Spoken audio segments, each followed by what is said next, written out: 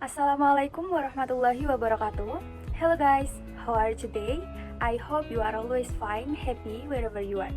For the first, let me introduce myself. My name is Naili Fandonisa from Agri Business Class A with student number 2103211001111. Today, at this time, I will explain about Rapid Rural Appraisal or RRE, Participatory Rural Appraisal or PRE, and Sustainable Livelihood Framework or SLF. And I made this video to fulfill my final exam assignment in pengembangan masyarakat lahan kering, which was touched by my lecturer, Mrs. Novidiana Batutamami, and I hope you all can enjoy with this video. For the first is RRA Journal Review by Sukuryadi et al. With the title Penyusunan Perencanaan Pesisir Berbasis Isu Wilayah di Desa Lembar Lombok Barat. This research was conducted on 27 May until 11 June 2022 in the coastal area of Lembar Village, West Lombok. This research used the Rapid Rural Appraisal or RRE approach, namely the observation stage, photo documentation, spatial mapping of object in the field with the help of GPS, collecting information about the history of coastal area management, and a focus group discussion. The result of this research stated that the problem is the coastal community in Lembar Village, West Lombok still experience provincially, causing several regional issues, namely 1. Degradation of mangrove ecosystem due to the conversion of land into pond and settlement, 2. Abrasion of base and river, 3. Pollution of the coastal environment due to silt wash and sand mining, 4. The potential and attractive of coastal tourism have not been optimally developed, and 4. Low community participation in the management and utilization of the coastal resource. From research using the RRA method, it product 1. Map of other public social infrastructure, 2. Land use maps, 3. Maps of sea use, and 4. A master plan for management in the coastal area of Lembar Village, which contain issues and strategies for developing coastal and marine area. Second is PRA Journal Review by Hussein et al. With the title Pemberdayaan Kelompok Wanita Tani melalui Participatory Rural Appraisal or PRE di Kelurahan Batang, Kota Palopo. This research was conducted at the Kelompok Wanita Tani or KWT Mandiri in Batang Village, Palopo City, using the Participatory Rural Appraisal or PRE method. The aim of this research is to help the Batang community, especially KWT Mandiri, be more empowerment so as to improve the welfare of farming families. Step for conducting research using the Participatory Rural Appraisal or PRE method is 1. Conduct seminar with KWT Mandiri, sub-district government and local community regarding the Participatory Rural Appraisal or PRE method. 2.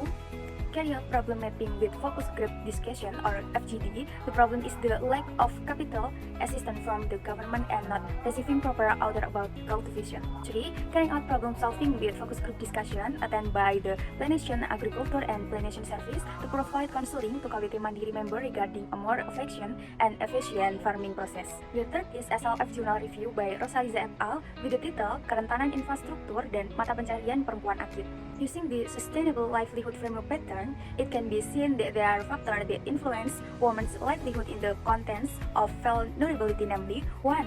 Girls enter into early marriage at the age of 12 until 16 years old, 2. Women with low education and efficient livelihoods, and 3. Women have limited skill. This requires policy stance and understanding regarding the management of women's livelihood from the government, such as utilization of mangrove forests in coastal area.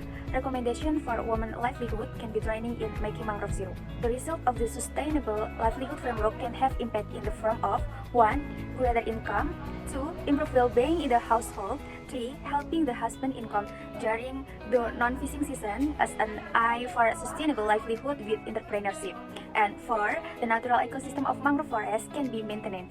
Identification of the Sustainable Livelihood Framework case study, Star Fruit Garden Agrotourism in Ngeringanrejo Village, Kalitidu District, Bojonegoro Regency.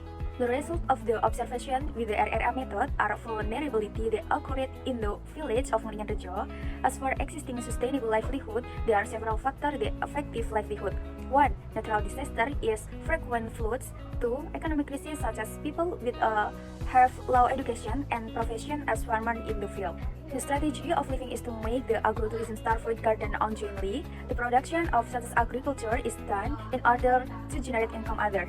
then the income of the farmer below to face the paceklik time or failure of harvest. This can have a good impact and can address the vulnerability that exists, namely, 1. There is planting of pine trees can prevent the occurrence of flood, and 2. There is an agrotourism pine garden can sustainably increase the income of the people in the village of Ngeringan with the presence of tourism. And this is of reference for assignment.